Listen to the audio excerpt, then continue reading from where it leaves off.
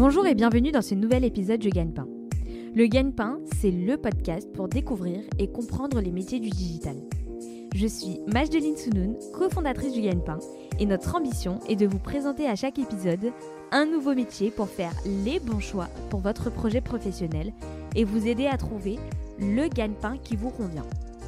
À chaque épisode, le métier sera présenté, raconté et détaillé par celles et ceux qui le font au quotidien.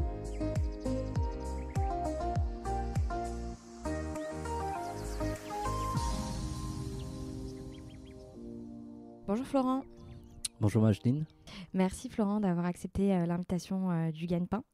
Florent, tu es consultant digital analytics chez Piano Analytics. Donc on va avoir l'occasion de revenir en détail sur ton poste, sur ton entreprise. Mais avant ça, est-ce que tu peux te présenter en quelques mots ? Oui, bien sûr. Donc je m'appelle Florent, j'ai 32 ans. J'habite en région parisienne, dans le Val-de-Marne. J'ai passé mon bac ES, économique et social, au lycée Gabriel Fauré dans Paris. Et ça va faire 10 ans que je l'ai eu. Florent, tu m'as indiqué en off que tu avais eu pas mal d'étapes avant d'arriver au poste dans lequel tu es aujourd'hui. Est-ce que tu peux nous décrire ton parcours professionnel ? Oui, bien sûr. Alors en fait, après mon bac, j'ai fait une année en école de commerce. À la fin de cette année, je voulais prendre plus de temps pour moi et pour avoir un projet plus concret. Donc c'est pour ça qu'à la suite, je me suis dirigé à l'université où j'ai entamé une formation de langue pour approfondir le chinois. Donc j'ai fait une formation en LLCE chinois. Après 2 ans d'école, l'université m'a permis, le temps libre en fait que donnait l'université m'a permis de me remettre en question, de faire un choix sur mon avenir. Donc à ce moment-là, je ne savais pas vraiment quoi faire, j'étais un peu perdu. Heureusement que j'ai une grande sœur qui m'a permis de me poser les bonnes questions. Donc elle m'a mis un peu sur le bon chemin et elle m'a tout simplement dit de faire ce que j'aimais en fait, tout simplement. Ça m'a beaucoup aidé. Et puis, à la suite de cette phrase de ma sœur, je me suis dirigé directement sur une formation en hôtellerie. Donc, j'ai fait une école hôtelière en 3 ans. Donc, 3 ans, une année de mise à niveau, puis ensuite le BTS. Ensuite, à la fin de mon BTS, j'ai entamé une licence RH.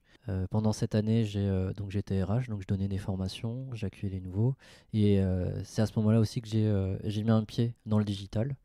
Je travaillais sur l'analyse des données et je travaillais aussi sur la refonte du site internet interne avec un collègue qui lui était UX designer. Donc l'UX design, ça me parlait pas du tout, c'était vraiment nouveau pour moi. L'analyse de données, pareil. Et puis c'est pour ça qu'à la fin de ma licence, j'ai fait un bilan de tout ce que j'avais fait en entreprise. Voilà, ce qui en sortait, c'était que le digital, ça me plaisait et que j'avais envie de terminer mes études dans le digital pour un master. Le master, voilà, j'ai fait une formation dans le digital, donc au pôle Léonard de Vinci, la formation DMDA. Ça m'a permis déjà de découvrir tous les métiers du digital et aussi de le faire en alternance. Cette alternance, eh bien, je l'ai fait en tant que web analyste dans l'audiovisuel. Donc c'est ce qui m'a permis de découvrir ce métier, ce que je fais aujourd'hui. Euh, et puis à la fin de cette alternance, il y a eu malheureusement le Covid. J'ai dû attendre que ça se calme et puis ensuite j'ai intégré les équipes Piano Analytics en tant que consultant. Et là, on y est. Mais c'est le bel exemple qu'il n'y a pas de voie royale et qu'il n'y a pas de voie type. On peut tous arriver au métier que l'on souhaite de différentes manières. Oui, moi je pense que il faut juste s'en donner les moyens et persévérer et de ne pas lâcher, tout simplement. Donc aujourd'hui, tu travailles chez Piano Analytics. Est-ce que tu peux nous dire quelques mots autour de cette entreprise ? Oui, donc Piano Analytics, cette société est anciennement connue sous le nom d'AT Internet. Donc en fait, la société AT Internet a été rachetée en fait en 2021 par Piano Analytics. C'est une société qui fournit solutions d'outils analytics. Ça veut dire qu'on va pouvoir analyser les audiences et le trafic sur un site. Donc pour tous ceux qui veulent connaître un peu le trafic de leur site, ils vont implémenter un outil analytics. Et nous, eh bien, on fournit cette solution. Ok. Donc chez Piano Analytics, quelle est ton activité quotidienne et tes missions? Alors en tant que consultant Digital Analytics, on est amené à faire... on a pas mal de missions, donc je vais vous en citer quelques-unes. Donc on peut être amené à gérer des projets d'implémentation. Donc ça veut dire que une personne qui n'a pas d'outils analytics sur son site peut faire appel à des consultants pour implémenter notre solution sur leur site internet. Ça peut aussi être le cas d'un client qui souhaite changer d'outil analytics. Donc ça veut dire qu'il a déjà un outil d'intégrer et qu'il aimerait changer. Donc nous on intervient euh, pour prendre en fait la prise de besoin. Donc on challenge un peu le marquage existant pour ensuite l'adapter au nôtre ou éventuellement proposer des fonctionnalités que l'outil analytics précédent ne possédait pas. En termes de mission, on peut également intervenir directement chez le client pour des missions diverses et variées. Donc ça peut aller de missions techniques, donc sur la configuration de notre outil, ou bien sur des aspects plus analytics, faire des analyses directement sur le produit et les aider en fait à répondre à des objectifs bien précis. On peut être amené à créer des dashboards, à configurer des TMS. Donc des TMS, je peux en citer quelques-uns. Les plus connus, donc Tag Commander, Google Tag Manager ou bien Tilium. Alors un TMS, c'est un gestionnaire de tags. Donc en fait, lorsqu'on implémente un outil tierce sur son site web, on doit intégrer un code qui va faire le lien en fait entre l'outil et le site web. Et puis à chaque fois qu'un client utilise un outil, eh bien, il va devoir intégrer ce code dans son code source. Là où le TMS va venir simplifier la vie des clients, c'est qu'il n'y a qu'un seul code à intégrer. Et en fait, ce TMS va gérer tous les autres outils. Et cela aura pour conséquence d'optimiser la rapidité du site du client. Florent, en introduction, tu nous as dit que tu es tombé un peu sur ce métier par hasard. Qu'est-ce qui fait qu'aujourd'hui tu le continues, que ça te passionne toujours autant et en quoi ça a du sens pour toi? Alors, c'est une très bonne question, parce qu'effectivement, je suis tombé par pur hasard en fait sur ce métier. Et qu'est-ce qui fait qu'aujourd'hui je continue le métier de web analyst? Eh bien, j'ai appris avec le temps que finalement, les données ont beaucoup d'importance. Mais si on n'a personne pour les expliquer, eh bien, on peut ne pas prendre les bonnes décisions. Donc en fait, aujourd'hui, on a des outils qui analysent des données, on a énormément d'outils digitaux, mais ce qui fait que mon métier prend tout un sens, eh bien, c'est l'expertise déjà dans la configuration des outils analytics, mais aussi sur l'interprétation des données. Ce que j'ai appris dans mes missions en tant que consultant à vulgariser la donnée. Donc ça veut dire que on essaye de faire en sorte que la donnée soit la plus accessible à tous. On essaye de simplifier son explication tout en prenant le soin de bien définir les termes. Bien définir les termes, je vais vous donner quelques exemples. Par exemple, expliquer qu'est-ce en Web Analytics, qu'est-ce qu'une visite, qu'est-ce qu'un visiteur, qu'est-ce qu'un utilisateur, qu'est-ce qu'une propriété, qu'est-ce qu'un événement. Et donc en fait, tous ces termes, si on ne l'explique pas, chacun peut avoir sa propre interprétation des données et peut ensuite mal interpréter et donner de mauvaises conclusions ou de mauvaises recommandations. Donc notre rôle, pour résumer, c'est un peu d'être garant de la donnée et aussi de transmettre ce savoir pour ensuite répondre à des objectifs précis. Donc concrètement, voilà, c'est un peu ça que j'apprécie beaucoup dans le métier. Si tu devais résumer ton métier en 3 principales compétences, ce seraient lesquelles? Pour le métier de consultant Web Analytics, je dirais en premier sens du service, ensuite force de proposition et enfin sens relationnel. Florent, quelle est la tâche quotidienne qui te plaît le plus et celle qui te plaît le moins? Alors celle qui me plaît le plus, je dirais les formations, donc échanger avec les clients et partager ses connaissances sur des sujets analytics. Voilà, c'est ce que j'apprécie le plus. Celle que j'apprécie le moins, je dirais que c'est l'écriture de compte rendu. Voilà, c'est beaucoup de prises de notes qu'on doit mettre au propre. Évidemment, ça sert aux deux parties, mais bon, voilà, c'est la partie-là que j'apprécie le moins dans mon métier. Attention QGP, la question gagne-pain. Combien ça gagne un consultant Digital Analytics?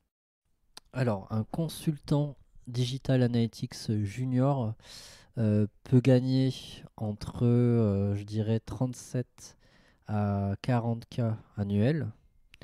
Ensuite, sur un profil confirmé, je dirais entre 45 et 50.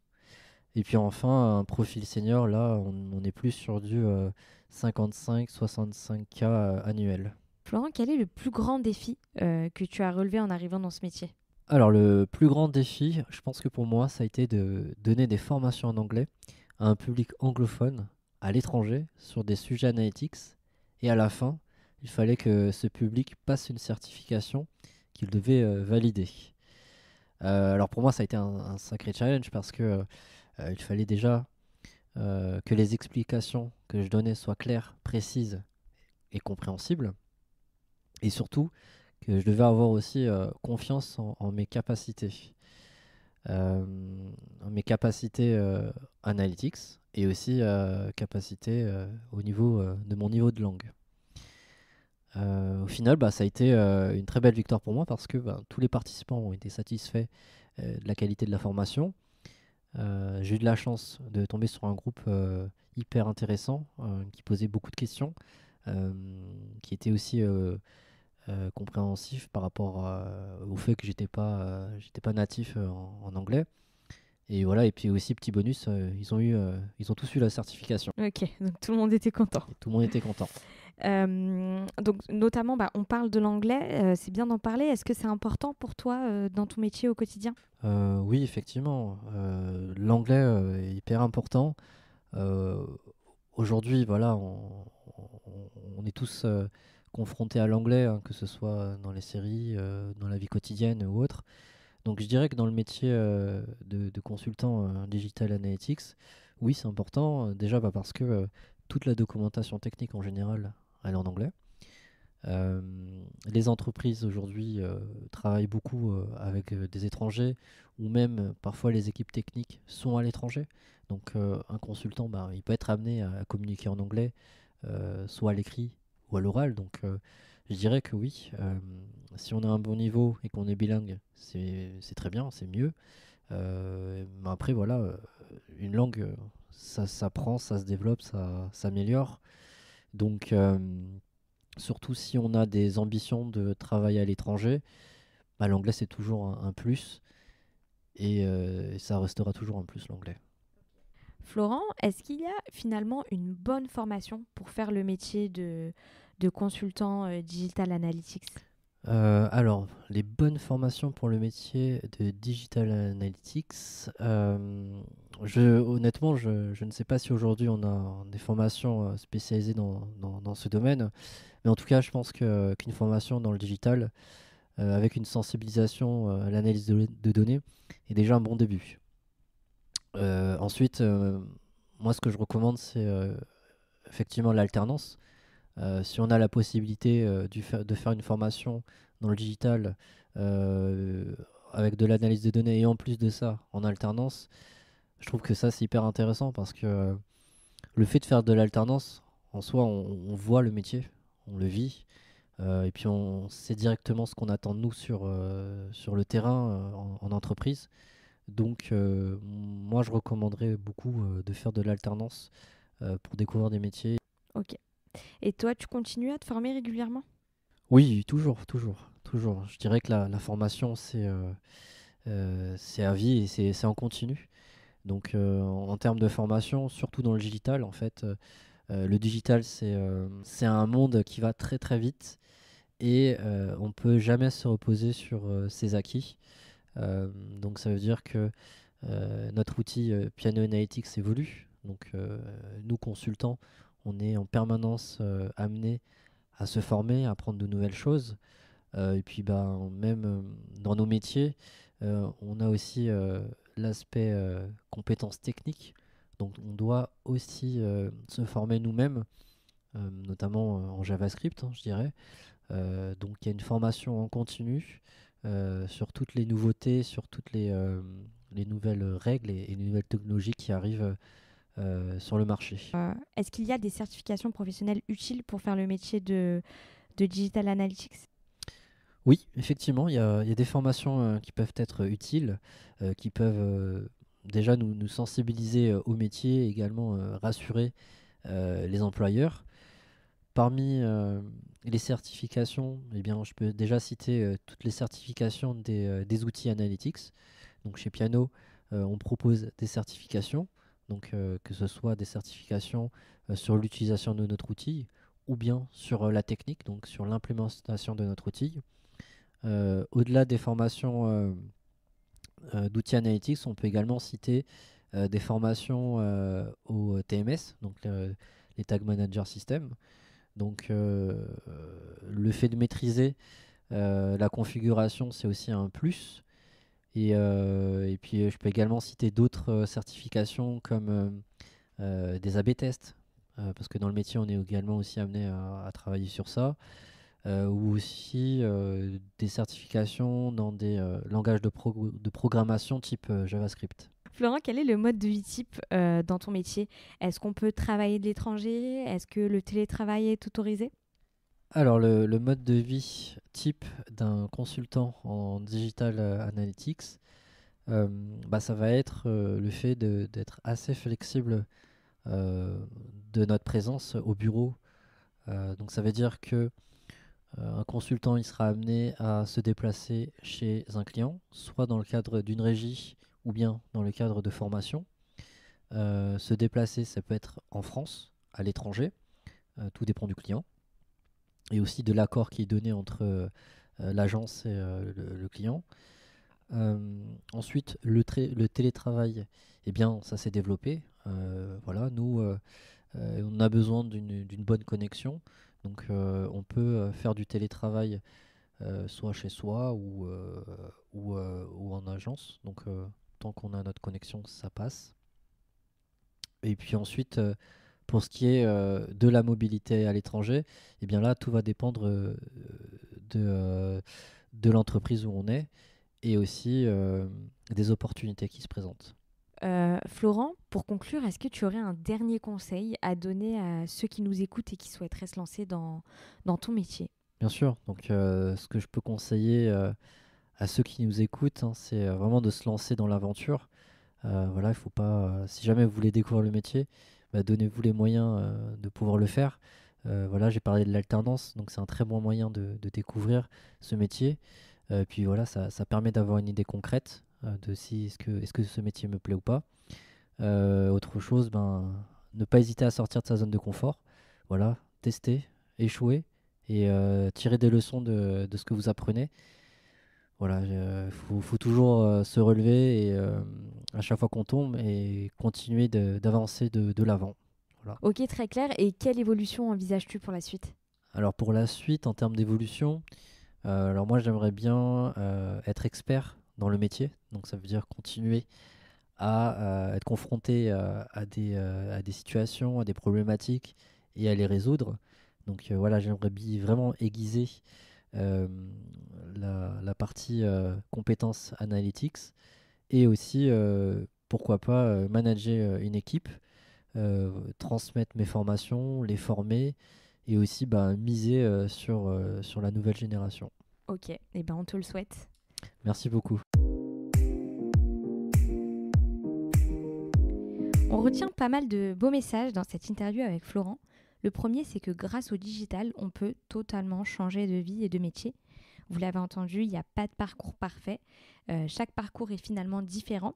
Mais avec du recul, le parcours de Florent fait sens. Chaque rencontre lui a permis d'avancer un peu plus vers le métier qu'il fait aujourd'hui. On retient également que son métier d'analyste, c'est une personne qui sait faire parler les données et surtout qui sait les expliquer aux autres. Donc si vous souhaitez poursuivre sur le même type de métier, je vous invite à écouter l'épisode 32 de Léa Cuozo qui est web analyste chez Système U. N'hésitez pas à prolonger cet échange avec vos questions, remarques et commentaires sur Apple Podcast ou via nos publications sur les réseaux sociaux. Merci d'avoir pris le temps d'écouter cet épisode jusqu'au bout. Pensez à vous abonner sur votre application de podcast favorite et nous mettre 5 étoiles si cet épisode vous a plu. Merci pour votre écoute et bravo d'être resté jusque-là. À bientôt pour un nouvel épisode.